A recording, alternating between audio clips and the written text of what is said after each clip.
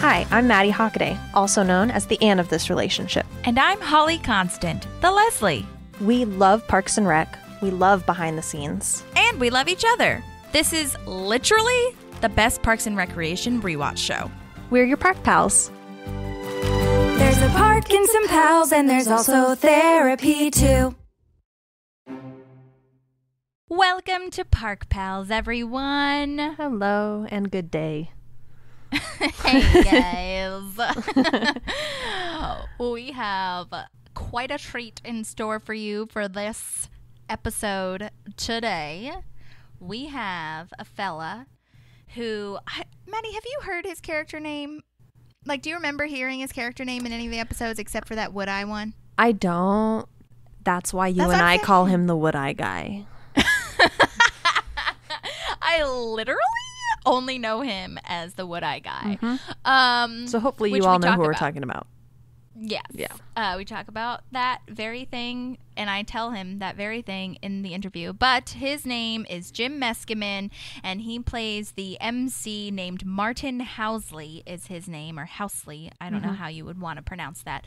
But he's in a couple episodes, about 7 episodes, and we do talk about this, but I want to reiterate / say, well, I guess not reiterate since you haven't heard the episode yet, but I want to say go to Peacock if you don't already have a subscription and watch the producer's cuts of these episodes. There is a producer's cut of Pie Mary, which he's in, which is the one where Ben makes a calzone pie instead of Leslie making a pie because, you know, feminine rights.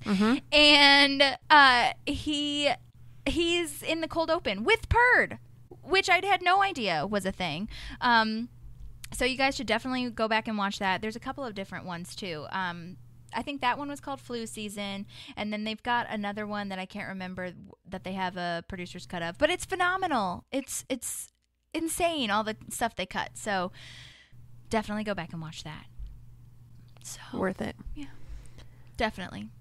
I'm trying to think of anything else that we have left to say, but I don't think so. If you follow him on Jimpressions, follow him on the Instagram and wherever you get your social medias. Maddie, do you have anything else that I left out maybe? No, I think just enjoy the interview. Really soak up what he has to say, especially if you love improv, because this will be a good moment for you. Yes, definitely. And there's so much, I want to preface that by saying there's so much that he does. He has a huge career. His whole family's in the business, so he's been in the business for a really long time as well. And he does everything, this guy. So we couldn't talk about everything, but we did talk a lot about Parks and Rec because that's what this podcast is for. So we're just so gracious to him, and we are so grateful that he was able to spend the time. And we recorded it on a Saturday, so I mean, he gave up a time of his weekend, which is so nice, and I'm happy that he did that for us. So. We appreciate it. So without further ado, Jim Meskimen.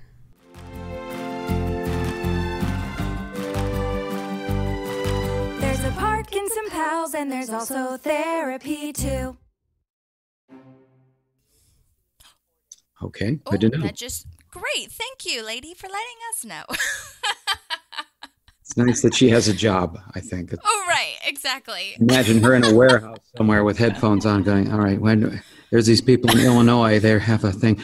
This meeting is being recorded. And there's people over here in Switzerland, this meeting is being, when's my lunch break? Good God. Yeah, she's got a switchboard. Oh yeah, my God. Please. Oh my God. Okay. Well, That's thank funny. you again so much for doing this. I cannot even handle that we're talking to you, so thank you. No, you'll get used to it. It'll calm down in a minute or two. Yeah, you'd be like, it's fine. He's a normal dude. But so you have such an extensive career, so I know that we will get into it, obviously, but I really obviously When you want to say talk get to into you. it, do you mean we're going to get into like a rhubarb or a... Like a pie? Yeah, we're going to get into it. We'll get into our food that we've brought ourselves in a moment. All right. But obviously this is our Parks and Rec podcast, so welcome to Park Pals. Thank you for being here. Pleasure. And I have to tell you right off the bat that I refer to you as the Wood-Eye guy because That's great. Because for our listener who obviously knows, but just in case as a friendly reminder, at Ron's convention, you are holding up a wooden letter I. And that's how I refer to you. Because I think that's the first episode that you actually say your character name that I noticed. Do you remember saying your character name? That's a good question. I don't know. I don't know. It was always in the script. He's always been Martin Housley, but whether it was ever acknowledged publicly, I don't know until then. Right. Yes, exactly. But so, okay, well, my first question that we always ask our guests is, how did you come to this audition? Like, was it through your agent? Did you know people in the show? No, I got called in. Nicole, I forget the casting agent's casting director's name. But like most actors, I get auditions for TV shows. And I remember this, I was thinking about it earlier because I knew you'd ask. And I remember this particular day was a day we had planned to take a trip, of course. And we're all packed to go to a skiing trip up, in Mammoth in the Eastern Sierras. So we were all packed to go. I got the audition and we're like, oh my God, should I do it? Should I not do it? And I went, well, in our family, we always do the audition. We're all actors, and we're all like, oh, we all understand. Okay, we're all packed up to go. We're headed to the airport. We're going to stop and go back. That's just an occupational hazard. So I went in, right, and it was this kind of the show. Obviously, it was the first season. It wasn't a known entity. I had no real clue. You never know really. Okay, it's a comedy. I knew that. I didn't know what kind of comedy, what kind of tone. So I took a guess, and it was, obviously presentational, very dry. And I have done a lot of presenting. I've done a lot of emceeing, and I knew this job. I knew what hosting and being Martin Housley, I was not very far from a part of my wheelhouse. So I went down and I did it, and then we went on our trip. And I think by the time I got back, they said, okay, well, you're going to do this job. I was like, oh, good. Oh, great. Got it. So good. I still didn't know really what it was. And then I arrived and, it was a big deal. They had it was the one with the Tellenson Awards. Yes, the banquet. The banquet. The one where Leslie and Anne are dressed almost as a lesbian couple. Right. Yeah. That's right. And big room, a lot of extras. And they let me improvise a little bit because, as I'm sure you know, when you're doing a TV show and you have characters at a venue or something, and they're in the foreground or they're doing a Talking Heads interview or something, and then you have blah, blah, blah going on in the background. They need someone to actually perform that blah, blah, blah. Yes. And so I don't remember what I did, but I improvised quite a bit, 5 or 6 minutes probably of a word blather. Right. Well, no, because there's so many instances where the camera's on, a scene or the camera's on the extras and you're in the background. We were talking to Denise Yermley, aka Linda Montana, who says hi, by the way. Oh, we nice. just interviewed her. And she was mentioning how you were saying to her, like, if they like you, they'll ask you back. and she took that to heart, and lo and behold, they did. But the same thing with her, where in the telethon, which she was also in, where she was singing her song, Sweet Dreams, yes, right? Sweet Dreams are made of these, yes. And she goes on for quite some time in the background singing, but her face is only there for like 2 seconds. And so, we asked her about that, and I feel like you're part of the community, so that's definitely why they do that, which is amazing. How did they find out how did you find out that you were going to get asked back? Was it after a while? Because the beauty pageant isn't far. That's the next episode, and that's not far off from the banquet. Right. Yeah, it was. I think I did one episode every season. So there were huge gaps. And I didn't know that I was ever coming back. I was delighted. And I didn't have much attention on it, to tell you the truth. And I wish I had. Because what occurred was I also was not a person who was watching the show. So, especially in the first 2 seasons, I feel it wasn't as prominent as to be honest, I didn't watch it the entire time it was on. And it wasn't okay, until... you got to go back and watch it. It's on Peacock Well, I did. now, Jim. I did. Okay, good. What happened was... Okay. What happened was... Make sure you're covered. My daughter, Taylor, who was an actress also, one day said, I'm watching all the Parks and Recs. And I'm like, oh, yeah, how is that? And she said, Dad, it's a really great show. And I was like, oh, really? So then I started to watch it with my wife, and I'm like, oh, damn, this is a really great show. I should have been on this show more often. So I learned a lesson there, because I get wrapped up in a lot of different things. And I'm not much of a consumer of a lot of the stuff that I'm in. I don't, I do a lot of animation. So I never watch any animation. I don't play video games. Mm-hmm. And, I'm happy to do the work. But I don't know. There was this wonderful universe that they built. And I think finally by the last couple of times I was on, I was like, oh my God, no, this is a really great show. I've seen enough of them to know that, wow, this is a soft, not soft, but a gentle, subtle, really funny, dry show. And I remember asking one of the producers, I think it was Morgan Sackett, one of the last times I was on, I said, Morgan, this is a really awesome show. And I've got some experience with, knowing writers and knowing producers. My sister's a writer-producer, and it's like they're suffering, and their work gets just smashed and crushed and dissected all the time. How did you guys get past everybody and do this great show? Mm-hmm. And he said, I never knew what...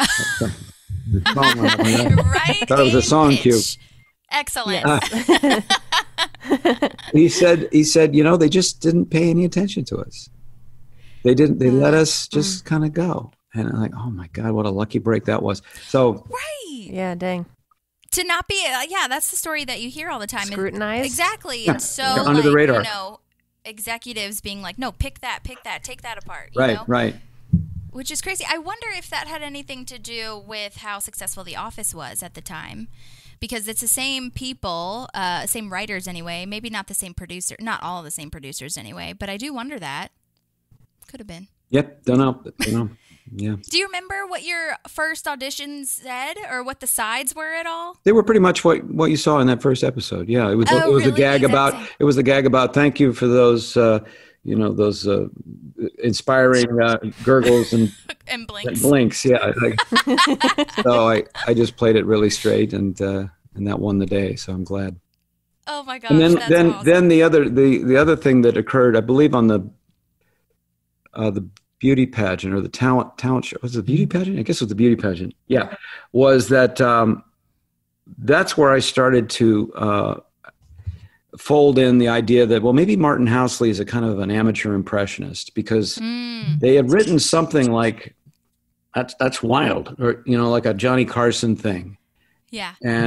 And I sort of played that way because I'm an impressionist. So I thought, well, maybe this guy is not a great impressionist, but he's a little, he likes to try to do it a little bit like Eugene Levy does in some things. And they like that. And so forevermore, he had that flavor, and they would sometimes write a little impression thing in there that I would try to throw in. Yes. Speaking of which, okay, so I was telling Maddie about this last night. Peacock has now released a lot of the producers' cuts from these shows, where like The Office and Parks and Rec, and I think a few others. But Parks and Rec had one for the Unity concert. Well, I think it was technically called Flu Season 2. Yes. And the opening, the original cold open was you auditioning for the Unity concert, Martin Housley, and Purd doing slam poetry, right, and a couple of other people doing like acrobatics and stilts and all these things. And you had an impression line. You guys, listeners, if you have not watched that, go back and watch it. I haven't watched it. So funny. Oh my gosh. Well, they cut it because so no one really knows that you did it. Mm-hmm. And I see that you had throughout as you go, like you were talking about, you do have moments where you're doing your impression moments, like in the correspondence lunch. I am not the cook. Yeah, Nixon, yeah. I'm not the cook. So good. Yes, thank you for doing it. Obviously, I can't do it justice. But no, do you remember shooting that scene where you were on a stage and Amy Poehler and Chris Pratt were in there? Okay. Yes, 100%, because I was in the middle of shooting my own series, Impress Me, which is on Amazon Prime. I can't wait to watch about that. impressionists. And wait, Jim, though, do you know that I looked it up on IMDb, or no, Amazon Prime, and I can't find it? oh, I'm no, not liar. able to- Fine. This interview is over. No! Don't leave! I'm sorry. I got a short fuse. I should have warned you. I watched literally all the clips I could find on YouTube, and then I wanted to go buy it, but my Amazon Prime wouldn't let me because it says it wasn't available in my area, and I don't know what that's about. Where are you? I'm in Nashville. I'm not international. So I'm going to find it, Jim. But anyway, sorry. Go ahead. Exists. We're doing your show.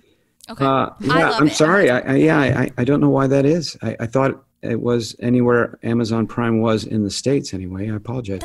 I'll find it. Don't worry. Yeah, so I was working on that show, and then I remember I was like, guys, I can't. I got to go do one more Parks and Recreation. And they were like, oh, great. So, but yeah, I remember going to an elementary school in Studio City where they had rented out the auditorium. And I remember I said, hey, I've got a little thing here, and I pitched them, I think, the idea of doing several impressions, and Nick Offerman directed that one. Yes. And he directed another one I did. I think I was in both ones that he directed. Yes, it was Correspondence Lunch and the one that we're talking about now, the Unity concert one. Yeah, boy, you're an encyclopedia of the show. I'm sorry, I'm like spouting information at you. No, we are super fans, if you haven't noticed. Well, that's the point of the podcast, right? So I remember doing my little bit, and then I don't know if it made it to the final cut, but to leave the stage, I skipped very enthusiastically off the stage, and that always made them laugh a lot. So. I love that. Well, and Amy Poehler's like not impressed by Martin Housley's character or impersonations. It's hilarious. I'll have to look at it. I'm glad that it exists somewhere. I think yeah, me too. Yeah, I think I've still been getting residuals for the flu season show. Although I looked at it, I was like, I don't think I'm in it. I know I did it, but anyway, they're nice enough to still send me a little check every now and then. So maybe it's because of that. That's great. I mean, you still did the work, so I'm so glad. I did the work. Yeah, the hard work.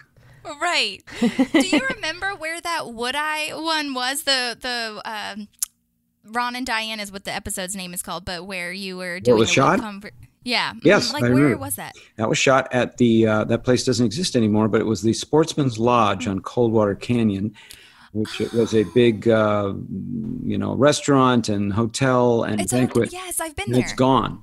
It's been torn down. They are renovating it or turning it into something else, and so it has been flattened. But it's been around. I remember going there as a toddler. Yeah, we used to have. That's an institution. Yeah, it was an actual kind of. It was a little more sporty back in the day when that area of the valley was still kind of undeveloped, woodsy, and there was a brook running through it, and they would stock it with trout.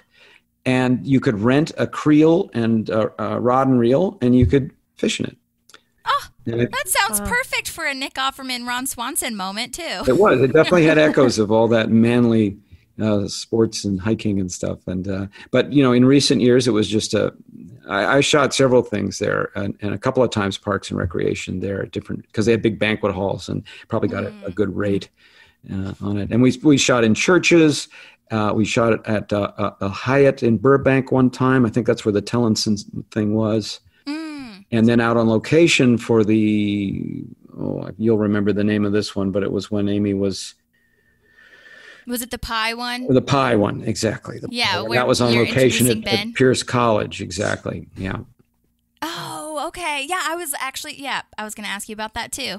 And so they set up a whole stage and stuff out in the field of Pierce College, or... Yeah, it's an agricultural college, and so they have a lot of wide open fields and livestock, and hay bales and stuff. Which is perfect. That's so Pawnee. Yeah. That always fascinates me when people do the location scouting and they just find these perfect spots. And it's amazing to me because the detail that goes into it, because you're not seeing obviously the whole space, you're just seeing what they can cut in frame, obviously. Right. So that's amazing. I love that. Yeah, and I always just enjoyed the people were very kind. Amy was very kind and friendly.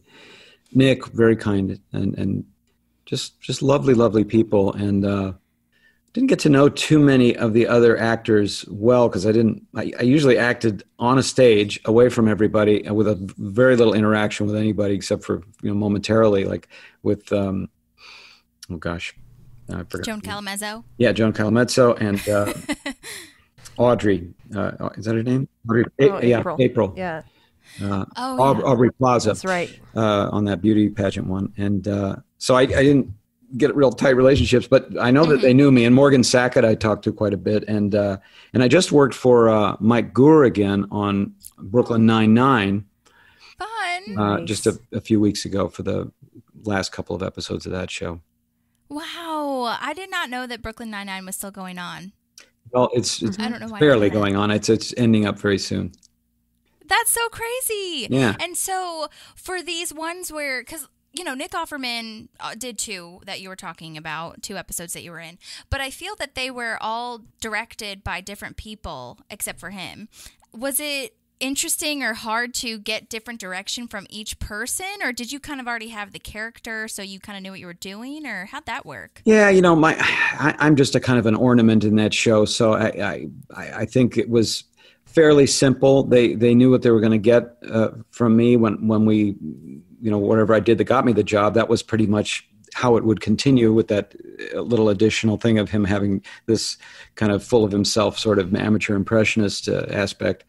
But I don't remember getting a whole lot of direction because the directors all had a pretty light touch on that show, which is, again, a symptom of a show that's running well. Mm-hmm. They've cast it well. The directors know their job. The crew knows their job. The camera people know their job. The actors know their job. And everybody's just kind of like, well, let's just do this, and not fuss over it too much. And if nobody is breathing down their neck and making crazy demands, then people feel free to bring whatever they can bring to it. And they know that, this is a collaboration. We're having fun. It's good.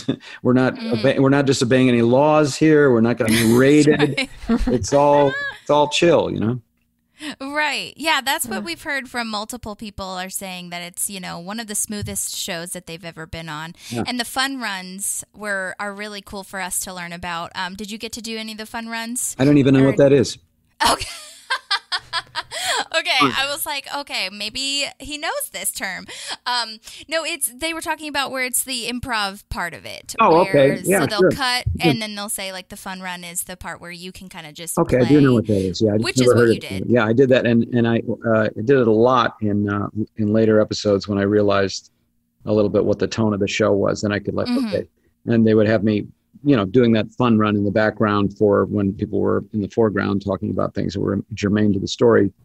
Mm-hmm. And I would try to create something and make little notes and then, present stuff and make jokes about Joan Calamezzo's proclivity. I know. How is it working with Mo Collins? Because in the telethon, she's like, her character is like, stop it. Yeah. Stop talking. Stop talking. Don't do that. It was great. I loved working with her. Yeah. And now she's on Fear the Walking Dead with my friend Jenna Elfman. And I know they're having a good time.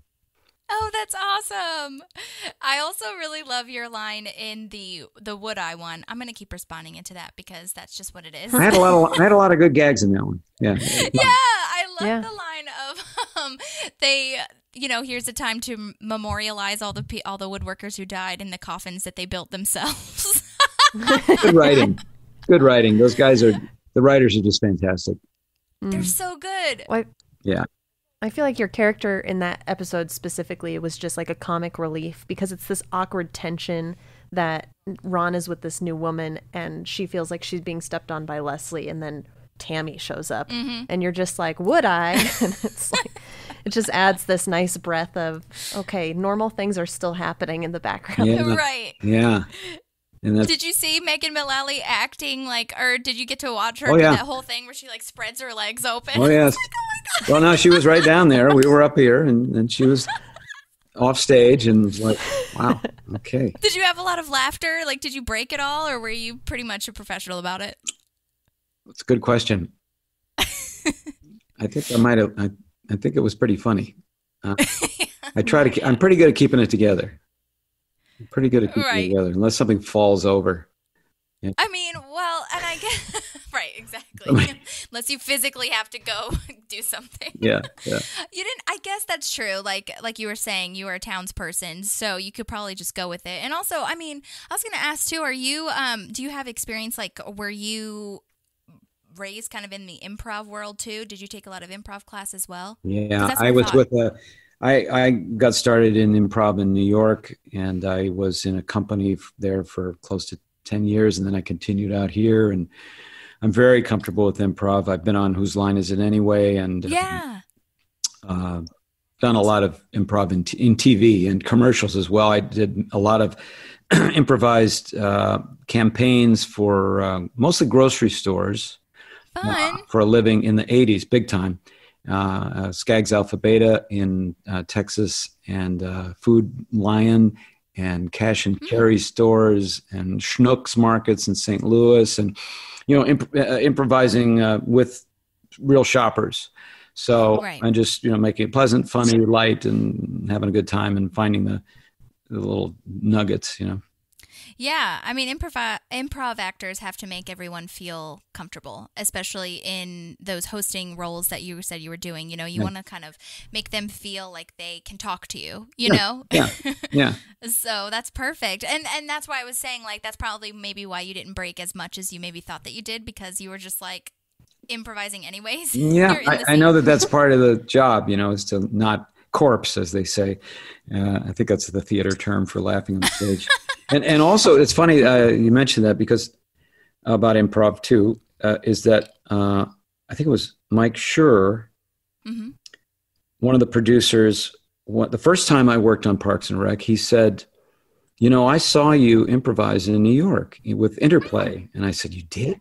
Wow. And because that was a long time ago. And he said, yeah, he lived in Chelsea, and we had a theater in Chelsea, and we did improv shows every weekend. I had a group called Interplay. We did musical comedy improv that was very sophisticated and a lot of fun, which is how I got onto Whose Line. Yeah. And he saw it, and I guess always remembered me. So it was that is crazy. Might have been one of the reasons why I got the job. I don't know. I'm not sure, but it was. Who'd have thunk it? That's really cool. Yeah, you just keep doing what you love to do, and hopefully someone will see it. But the love, that's what I get from you a lot, is like the love and the passion is what is going to drive it. You know what I mean? Like, why would you do it if you didn't? Yeah, I mean, it's its own reward. I mean, I'm an artist. I'm raised in an artistic family. My mom's an actress. My dad was an actor for a while and a director. And I know that the reward of it is often not something you can really measure in bucks. Most often not, and often you get the most money for the thing that you have the least respect for. So, just kind of crass, kind of a commercial or whatever. And like, okay, fine. But so you try to create a career that is full of moments that you feel are rewarding in and of themselves, and interactions with people. I just worked the other day with an actor, and it was just so wonderful, such a great experience, and it was very exciting. And if I didn't get paid, I would be fine. I would be just fine. It was just a great, great time. So fun. Ugh. And you probably are learning something every time. I have to remind myself that all the time. Like, no matter how old you get or how much experience you have or whatever, you're always learning something new. And you have to remain open to it and just kind of be like, oh, okay, I thought that I knew what I was doing, but maybe there's something else I can learn here. Yeah, because you take on more challenges, you take on different things, and you reach a certain level, and you're like, okay, now I'm bored here. I want to do something a little bit more challenging, a little more, gosh, I never did that. I always think I do so many parts that are very small. And so this was the part I had the other day is much longer, went on and on and on. And I also I do a lot of parts where I'm sitting at a desk or seated at a table across from somebody. And it began to get to me after a while. I was like, I'd like to stand and walk around. I like to do one of these things like in West Wing where people are bulleting down a hallway and they're talking back and forth. Can we pick up the pace a little bit, please? And you're running with a steady cam, and then something physically and interacting with people, handing you papers as you go by. Thanks. Hey, Murray, I'll call you. You want to do something like that. And I did one of those about a year ago for a film, and I was like, yeah, this is different. This is not me sitting down. Yeah. Oh my gosh. And you have to be so awesome. fast with it too. It's like you got to know your lines inside and out, but you also have to be listening at the same time so that you can react and then walk around and do all your movements. Oh my gosh. Yeah. I can't even imagine. That's It's a lot. fun. But everybody's working on it together. The other actors working on it. The camera department's working on it because they're like, oh man, we got to time this out. And you got to pull this cable behind me and make sure that door is closed. And everybody's like working it. And when you bring it off, everyone's like, yes, we did it. And it's a big team dynamic there. Yeah, totally. Well, I want to hear about Whose Line too. You mentioned that very briefly. Where was that? Was that in LA or Britain or both? Neither. It was in New York City. And they had come, the British outfit, Hat Trick Productions, had come out to New York specifically to look for improvisers to put on the show. And for their host, Clive Anderson, and that early iteration, the first iteration of Whose Line. So we at that time had a big theater school, improv theater school and groups and stuff. So myself and my friend Christopher Smith were chosen to be in the show. And they shot it in 28th Street, maybe some stage. And we did a couple of nights, I think, over in a couple of weeks, to like one Saturday night, another Saturday night or something like that. And they cut about 5 episodes out of it. We did a lot of stuff. And at the time, again, this was not a show I'd seen. It was a British show. It was not running in the States yet. We, at our little school in New York City, we were doing things very, very, ambitious things, grandiose things, like an entire improvised Broadway musical we were working on. Wow. We were working on improvised one-act plays and teaching and really trying to mine this technique for all we could bring to it. And it was still relatively a new activity to have an improv group. There wasn't like an improv company in every college as there is today, or improv groups by the gaggle in every city. It was still kind of, like if you had, so much. I think there were like 3 different places, maybe 4 in New York City, and other cities would have them here and there, but it was, it was kind of new. So when we saw what they wanted us to do on Whose Line, Christopher and I were like, okay, no big deal. Like it was kind of like using an atom bomb to open a walnut, but okay. Do a funny hoedown song. Oh, right. Well, it seems like Whose Line seems like more short form, whereas, maybe were you doing more long form, like you were saying they were full acts that you were doing. Yeah. So they were more like improv games, warm-up games kind of thing with improv, I feel. Yeah, games. Yeah, exactly. And go for the joke, go for the funny thing. And we're like, that's not the way we work, but okay. You learn early on in improv that the humor is going to come. The comedy is going to come. You needn't force it. It is just part of it. And if you're looking for the joke and trying to be clever, it really trips you up. And it doesn't help the other person. Right. You might every now and then get a great joke, but you'll more often have a satisfying time if you just acknowledge the humor that will rise, just like cream to the top of milk. It's gonna be there. It's impossible, not to have it. In fact, it's so much so that when we tried to do, as we did often, try to do one-act plays that were more serious, it was hard to get the audience to like, all right, just wait, don't look at it that way. All right, we'll do a comedy, Right. Like, oh, hold on. No, she really is sick. Oh, God. All right. I know. Well, and that's the thing. Like, that's what separates, I feel, stand-up from improv, is that stand-up is like you are kind of having a joke. I mean, I guess depending on, obviously, your technique and form, but with improv you are a team and you're supposed to make the other person look better. Exactly. And then they make you look good, and then you are making the story come to life as opposed to joke, punch, setup line, all that kind of stuff. So, and I did improv in LA, but then I did hear a lot of people talk about their Chicago days and saying exactly what you're saying, where Chicago, I feel, and maybe New York is, from what I'm hearing, is that it's a little bit more about like, not the comedy is not the most important thing, and the laugh is not the most important thing. And like you were saying too, the audience, when they hear improv, they think Whose Line, and they think like it's all gonna be laughs. You know what I mean? Which is what you want, sure, but like you said, it will come eventually. Yeah, you don't need to put your attention on it. It's very funny. It's like something that's the more you put your attention on it, the less possibility it seems like almost. They're inversely proportional. To the degree that you're talking about improv and comedy and how people associate it, there was a very famous club, a comedy club in LA called The Improvisation, where there was no improvisation. It was all comedy. And it's like we found that there was a real misunderstanding in the public about what improv was and even what stand-up was in some ways. Mm-hmm. Yeah. If you could give an audience who didn't really know what they were getting themselves into watching improv, like, and they were thinking they were going in for comedy, if you could give them anything to kind of set their brains up for going in, what would you tell them?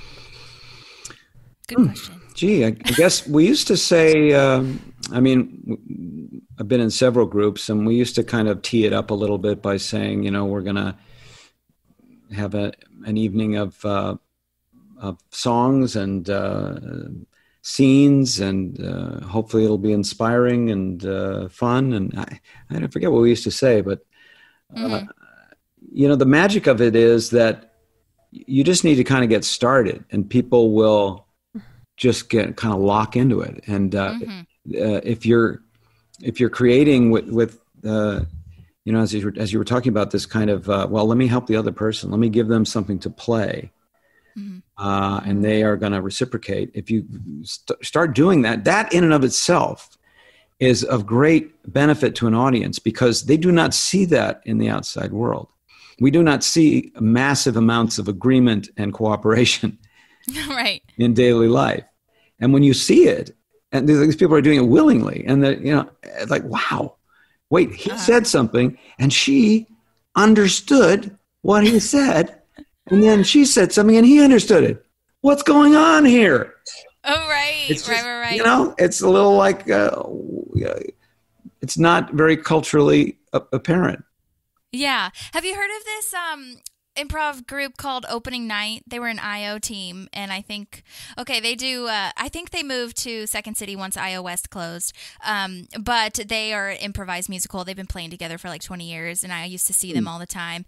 I may have seen them, actually, now that I think about it. They create a musical in real yeah.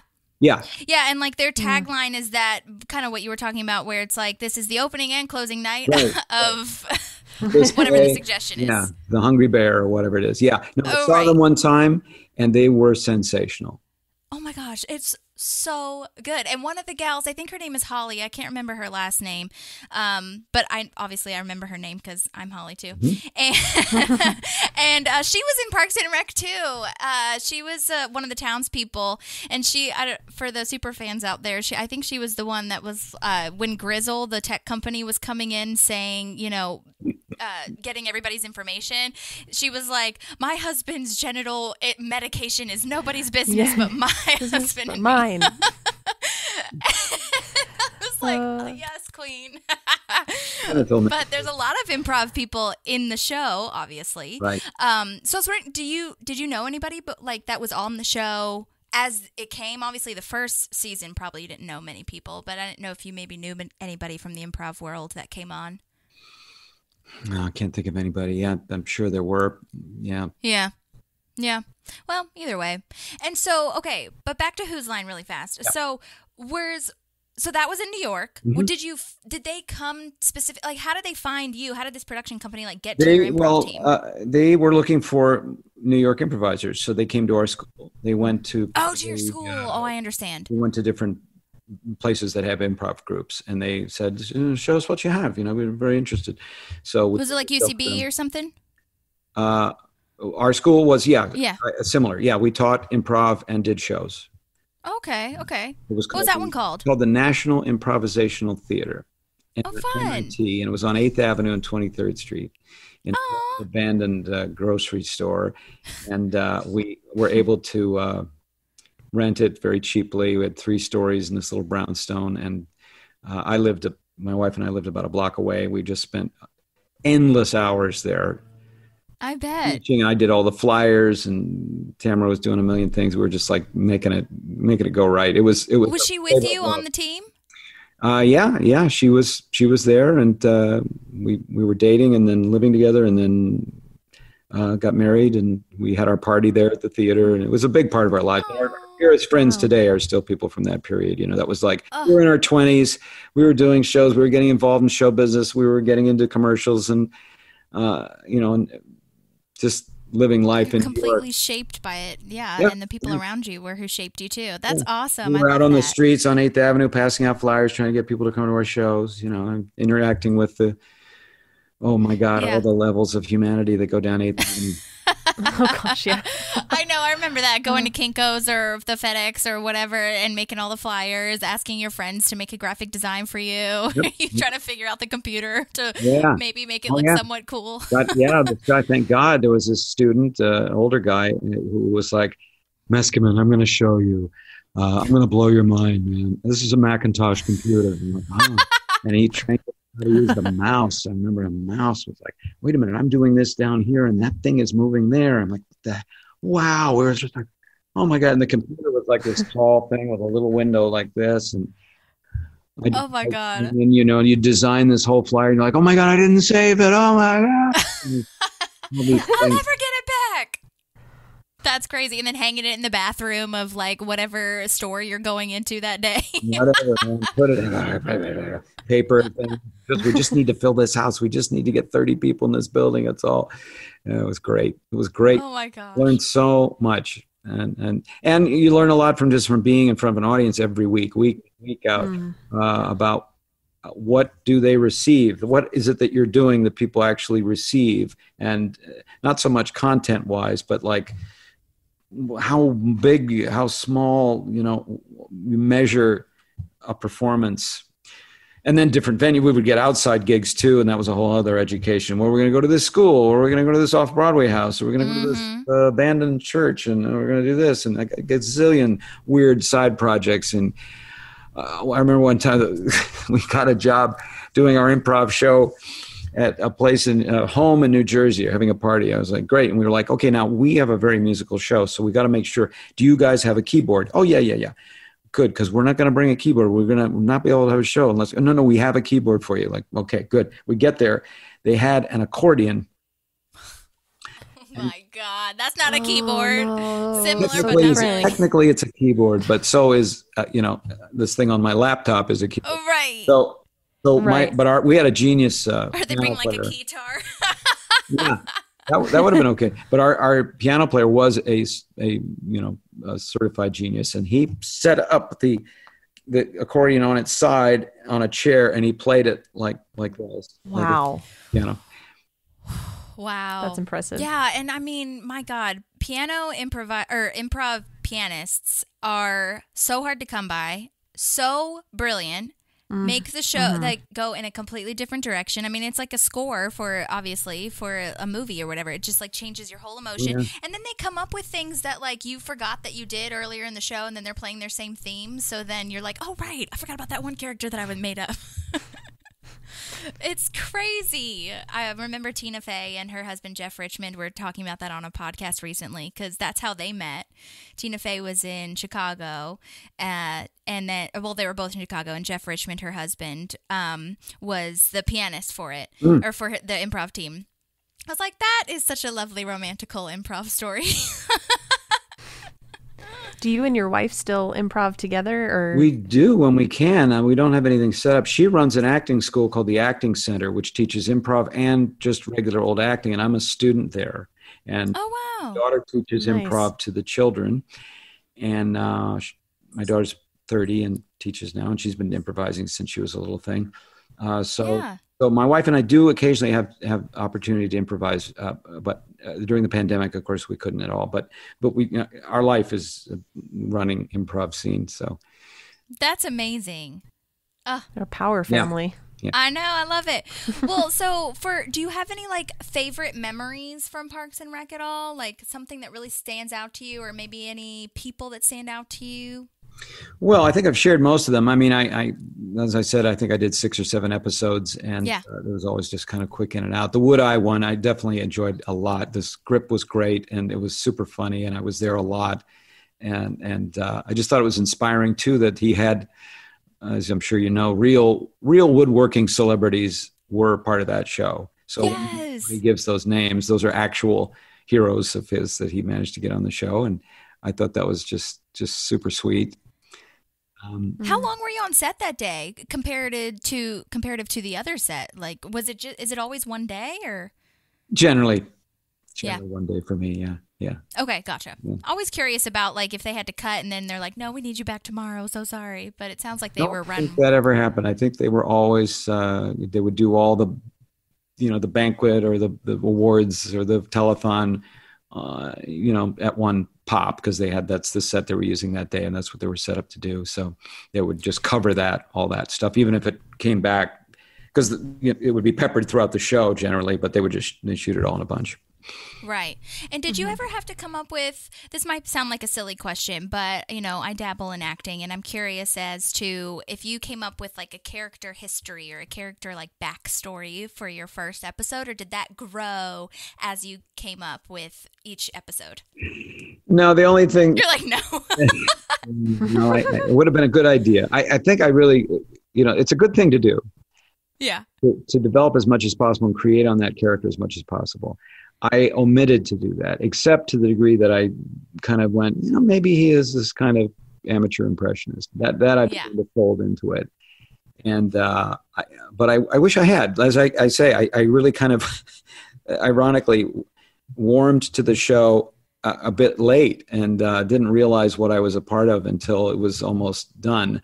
I would have campaigned very ardently to be a bigger part of it, which has been either successful or unsuccessful. But I think there's a lot to be said for what you're talking about, which is to create on your character and to offer production a lot of choices. You can always say, hey, not for nothing, but my character plays the accordion or the ukulele, or, my character, he used to diffuse bombs and he's got a little bit of a tick sometimes and kind of something, and create on it. Sure. And they can go, oh, that's nice. That's great. Yeah, we that's fine. Just they can say yes or no, whatever, and they can like kind of shoot it down or kind of be they were always very nice about things. So they probably would, that's great. Thank you. But yeah, we'll see if there's a place for that.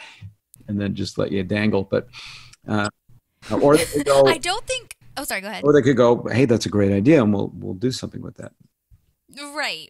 Well, I don't think you're alone in warming to the show after it happened, because a lot of actors, I feel like that's common, especially for, a job's a job. You're not always going to like research or look at every single thing you've done. And I mean, you've done a lot and you're probably had a lot going on during each time you were filming. Like you were talking about, you had so many other projects and hands in the fire, Yeah, it's true. And if you're only one day out of every 8 or 9 months, you don't feel terribly connected to the whole project. Right. No, I totally get pretty that. extraneous on this one.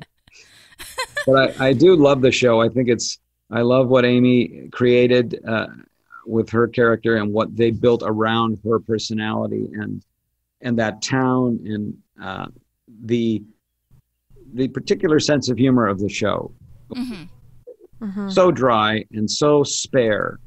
The jokes are so quiet, so short, and based on character, not so much. Quick. Yeah, it's quick. Super quick. You have to be quick. You have to be watching and paying attention, and you're rewarded for that. So, I just think it was a sweet with a good spirit too. Not all comedies have that that niceness where it's like, we're not just making fun of these people. We actually like all these people, and absolutely.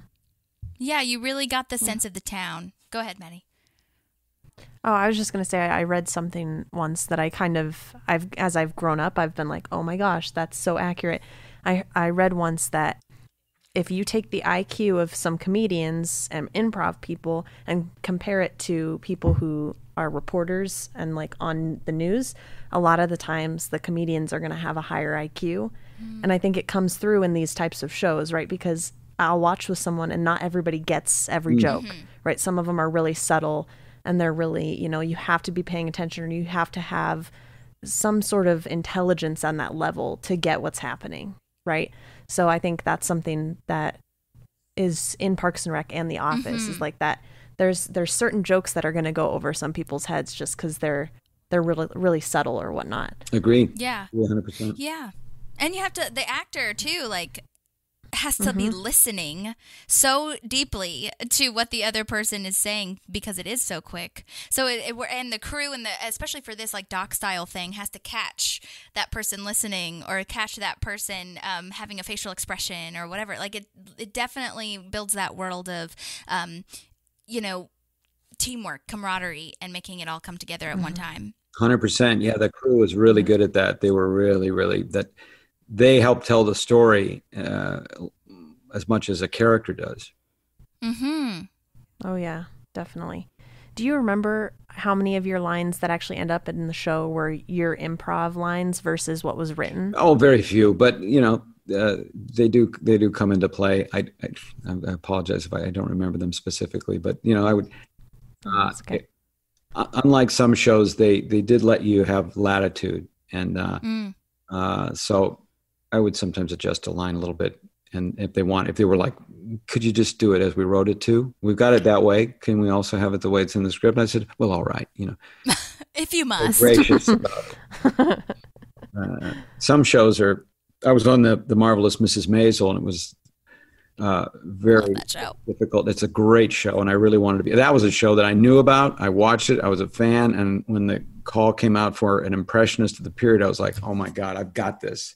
Yes. Created this, audition piece that was, because there was no script, created an audition piece that was like, the 3 minutes of this guy. And I did the people of the time period, and I sent it off and I got that job, and I was like, oh my God, this is fantastic. And then I get out there and they have still not finished the script.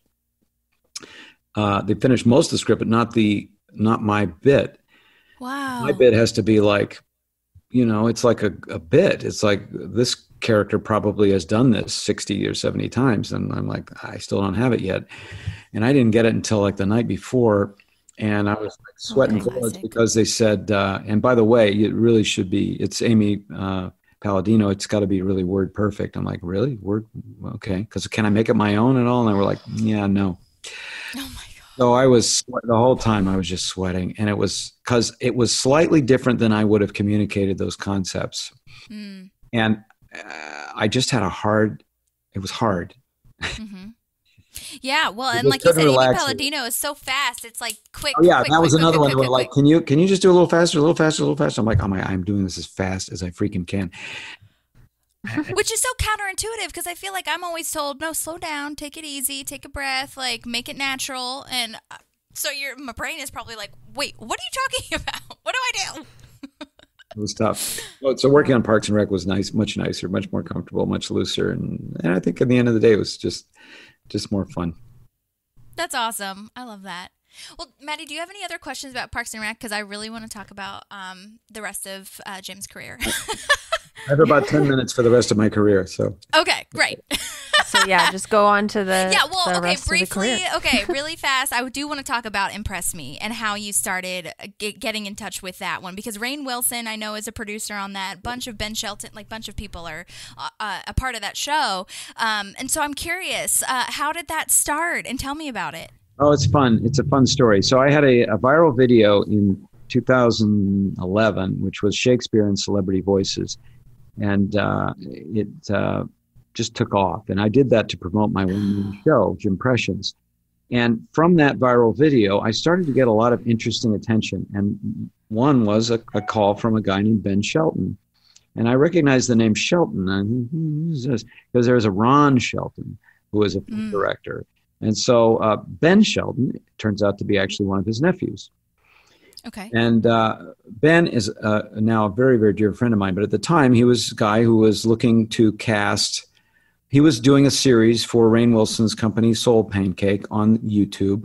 He was doing a series called The Flip Side. And we were kind of a Twilight Zone, but very lovely little anthology series on YouTube, 7 or 8 minute episodes, I think. And he said, would you like to be, we saw your video. And they were always trying to court and involve YouTube stars or YouTube successful people because it helped them with their viewership. So rather than just have anybody play parts, he would reach out to people that had a following. And suddenly I had a following, and so suddenly I got a call. So I looked at his work and I looked at some of his things, and I went like, because there's all different levels of quality in YouTube and short films in general. And so I looked at his work and I saw good sound, looks good, looks very professional. So I was like, yeah, sure, let's go. And I read the script and I was like, okay, cute idea. Another YouTube influencer was in it with me. And we went, and then we shot over the better part of a day, one weekend. And I saw the way he worked with his crew. Lovely people. He handled them beautifully. We got everything done quickly. Not a lot of, no, could you, I don't know. Wow, hey, give me that. It wasn't a lot of fussing and arguing and bull crap. It was just good. So I went, I like this guy. I like the way he works. This is a guy who I should do stuff with. So I had noticed that he'd worked with another friend of mine, Ross Marquand. Yes. And Ross is a very fine actor. And what Ben, I don't think, was aware of at the time, but I was that Ross was also, like me, an impressionist. Mm-hmm. And so Ross and I met and to talk about it. It's like, we like each other and we like impressions and there should be something we can come up with. And we met and we talked and we thought we didn't come up with anything.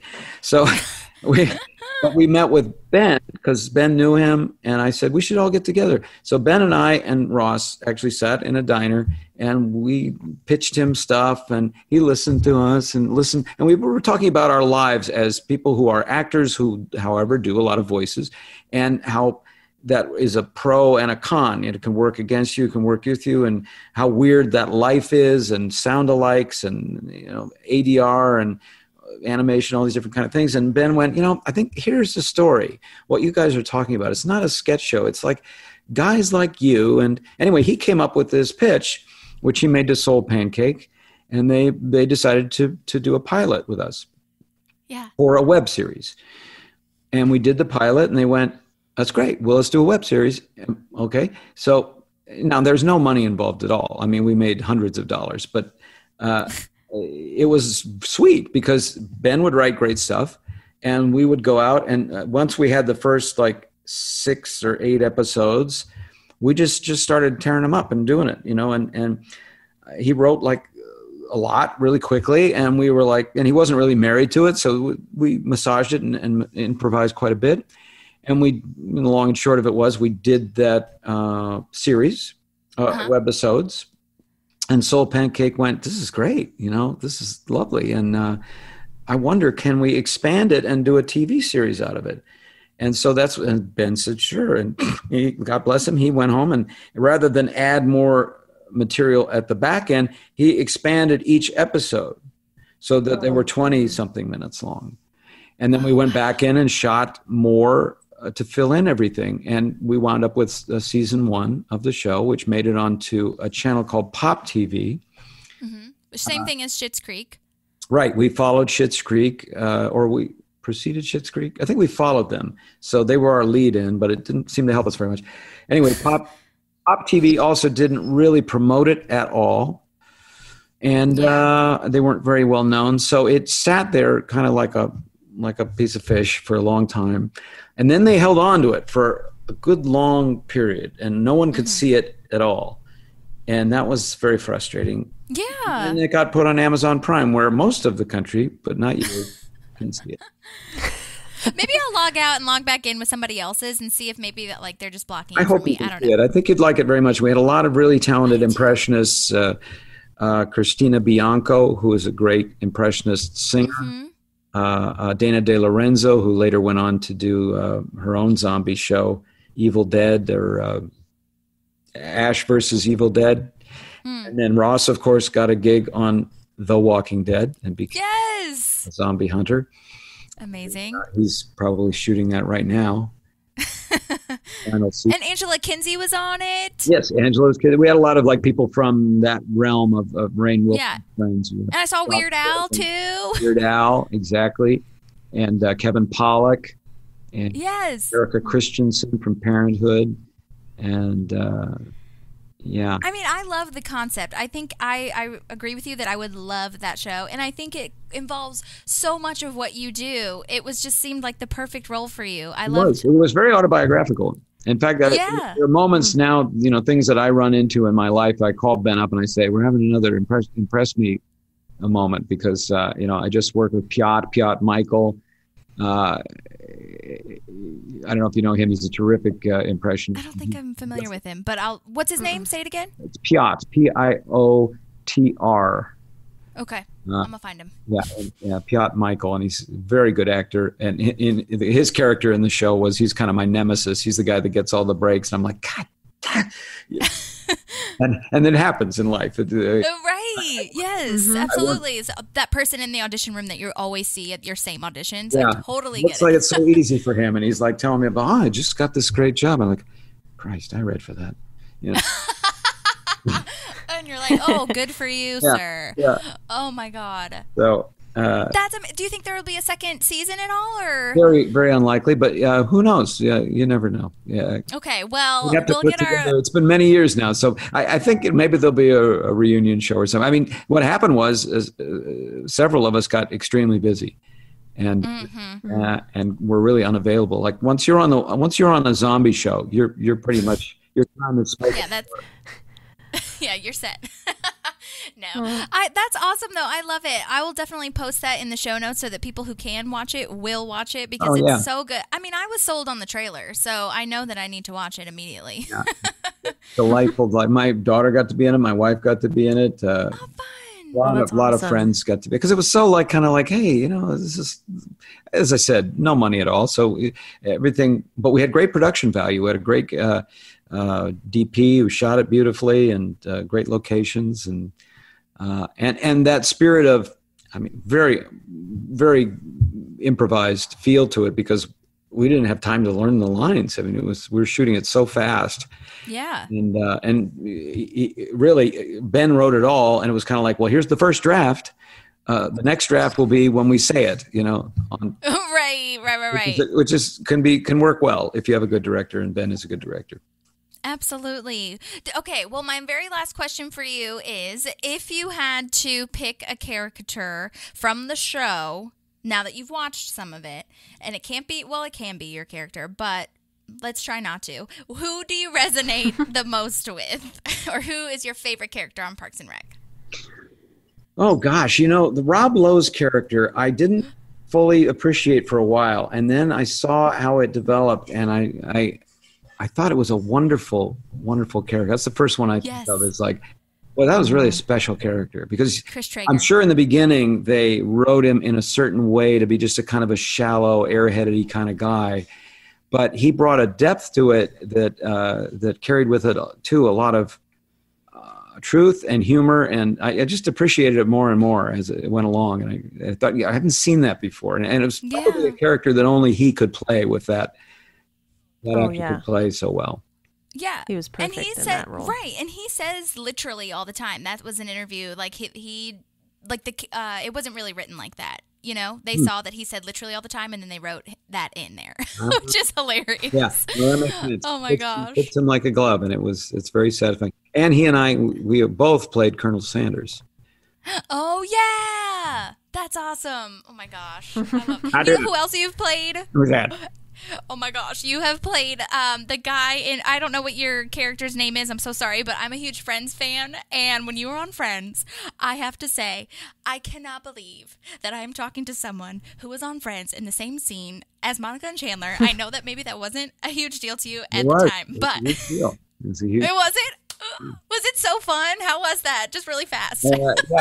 Yeah, it was magical. It was one of the last episodes filmed. I think they had maybe 2 or 3 after mine. And when you're on a troubled show, it's very difficult. Everything is tight. Everything is tough. Everybody's on edge. Nobody's sure. There's a lot of changes and a lot of uncertainty. This was not that show. This was a show that had been hitting home runs for a long time and was just enjoying bringing it all in for a landing. And so everything was so easy. Yes. And I wasn't used to that because I'd been on a lot of shows that were like, "Are we doing this right? Are we going to get canceled?" You know, and have trouble. Yeah. Is it going to get picked up? What are we going to do? Should you do that? I don't know. Well, let's talk to him about it. What do you think? I don't know. Tense, you know, and worried. And this show was like, you know what? It's great. We know what we're doing. We're geniuses. We make a lot of money. Everything's awesome. And it was just like floating along.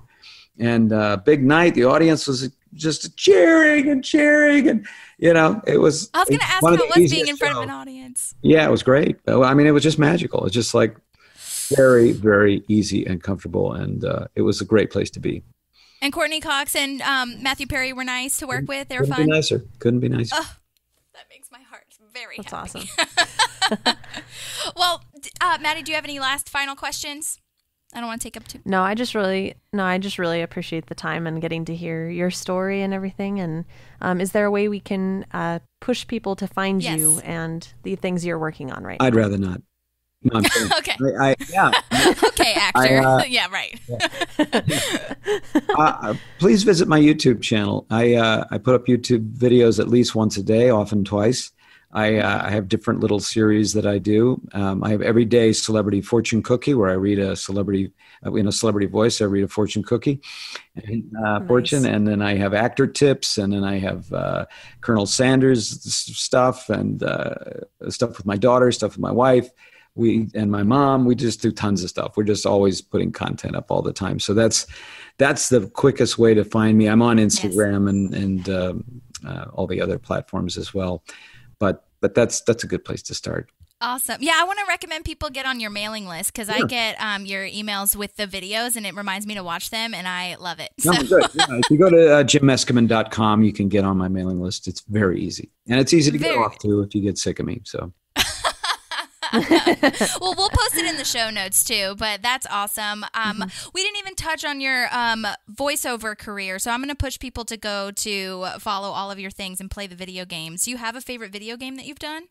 Well, as I said, I don't really play video games, so or the one that you voiced. I did a lot of stuff for the Avengers, and I played Ultron in many games. That's amazing. I sort of unsympathetic, robotic Ultron voice taunting the Avengers quite often. That's awesome. And you teach voiceovers as well, right? I do. Yeah, I do. I train people in it, and it's fun. I like to always share what I've learned. It's an interesting field, and I've always just been really attracted to it, and I do tremendous amounts of recording, so I like to. Yeah. A lot of people are interested in it, so I like to share what I know. Right, and that you don't have to get in hair and makeup for, so.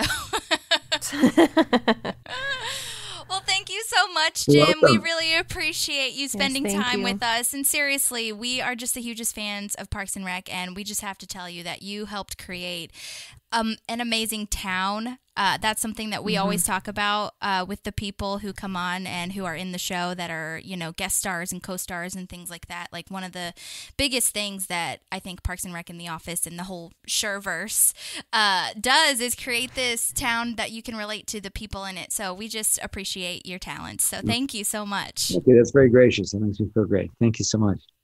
Of course. You have an amazing weekend, and we'll talk to you. Thank you for doing this on a Saturday, by the way. Oh my God. Yes. Much appreciated. Okay, bye. Thank you, Jim. Bye. That was so fun. Yay. He's so nice. He is so nice.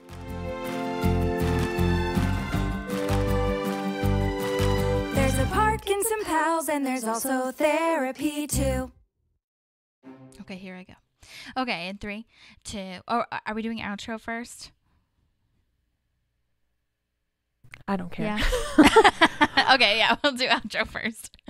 Okay, here we go. I'm not going to count it down because we are living our lives right now, okay? Yes. Okay. So, anyways, oh my gosh. Okay, Jim Meskimen was awesome. We didn't get to ask nearly any of the his career is so expansive. There's no way that I could have gone through everything or that we could have gone through every single thing. No. So, but to reiterate, we did talk about how he was on Friends, and I didn't even explain which scene that was. But for those of you who are also Friends fans / semi know about it, he was the one in the last couple episodes. He was the dad or the adoptive parent. Monica and Chandler are trying to adopt a kid, and he was the Phoebe's friend who had adopted a kid that Monica and Chandler were talking to. And that kid, by the way, is on Spy Kids. He's the Spy Kids guy. He is the Spy Kids guy who did not know he was adopted. Right, exactly. Good job, Chandler. Right, dumbass. I love Chandler in that. We got to get out of here, baby. Oh, it's so funny. We also and didn't then he touch also on. did. Oh, go ahead. I was just gonna say we also didn't touch on the fact that his mom was in Happy Days. Yes, Marion freaking Ross. He mentioned it. He kept saying stuff about his mom, but I knew that if I asked him about it, I would go on a super long tangent, and he was on a schedule. So I was like, it's okay. But yeah, dude, his mom is Marion Ross. His dad was an actor as well. It sounds like his whole family and his wife and daughter are also in the crew. But he was also in Fresh Prince, and he played the officer in The Grinch. And those are the top two. Oh, also he was in Our Lips Are Sealed by Mary-Kate and Ashley, which I he's the really dad, wanted isn't to he? ask. Yes, he's the dad, Maddie. I mean, all about those movies, Holly, growing up. Me too. Oh my God, me too. And shout out to Sierra, Sean's wife, our friend. We always talk about Mary-Kate and Ashley because Our Lips Are Sealed, I think, was the Australian one, right? Yeah. And so, oh my gosh, Sierra does the best Australian accent. I am not. Does she really? Oh my gosh, yes. I've never heard it. Oh my God, I'll have to ask her to record a little piece, or she'll come on eventually, I'm sure. Yeah. But she does the best Australian accent. And I remember we used to sit in our office together when we shared an office, and she says she can say no in an Australian accent really well, like no. And she was like trying to teach me how to do it, and I almost had it, but I can't do it as well as her. So anyway, regardless, hello Sierra, if you're listening to this. But I said I was gonna like ask him about Mary-Kate and Ashley, but I couldn't do it because it was just too much time. But there's also this scene, or not enough time is what I should have said, but there's also this scene in Our Lips Are Sealed where there's like all these Australian sayings, and so like they're wearing a t-shirt or a dress or something, and this Australian gal goes, what's with the doggy dog? And underneath there's subtitles like, what is that dress? That's a weird outfit kind of thing. And Sierra said that she asked somebody who was Australian, and I think that this makes a lot of sense, that is not a thing. That is not an Australian saying. So people from Australia, if you're listening right now, please let us know. But I'm pretty positive that's inaccurate. Yeah, they do have a lot of interesting, I don't know if you've seen Conan Without Borders. He goes to Australia and he has like a whole slang thing. Yeah, so there are interesting things. Some of them are really straightforward, like that I learned overseas. Like a thong for them is their flip flops. You know, because I had a friend that was from Australia in middle school, and like they said that, and I was like, we should not maybe talk about that at the lunch table with the guys here too. But oh my God, it was very interesting. Like, no. But yeah, the one I can't get over is that they call AC/DC, who is an Australian band, Akadaka. No. Yeah. So I don't know. First of all, they're your own band. They're from there. Like, you'd think they'd name it something that they're going to be called in their home country. And then also, Akadaka is longer than saying AC/DC. So I don't know. That's just a side comment that I know. I would not have known that. See, I like this because right now we're almost doing our therapy session. This is after, so we're going on tangents, which is totally on brand. It's totally fine. People know by now what they're getting into. This is true. You could have left when we were done with gym, and you didn't. Because we're fun, okay? Anyways, I'm trying to think of what else I didn't mention. Oh, yeah, the fact we talked about it briefly, but like he is really a huge voiceover actor. Online it says that he did the genie in Aladdin Robin Williams did the main one, but I think that he did like either voiceovers for like promos, or maybe he did a video game. I can't remember exactly what it was, but he has done that. And you could kind of tell, I don't know, go back and listen to it, because I was starting to pick up, he has a Robin Williams like vibe in his voice in certain instances. So it's really interesting to me. But yeah, I'm just so glad we got to talk to him. He seemed super nice. I will post all the things in the show notes of where to follow him. But yes, his Impress Me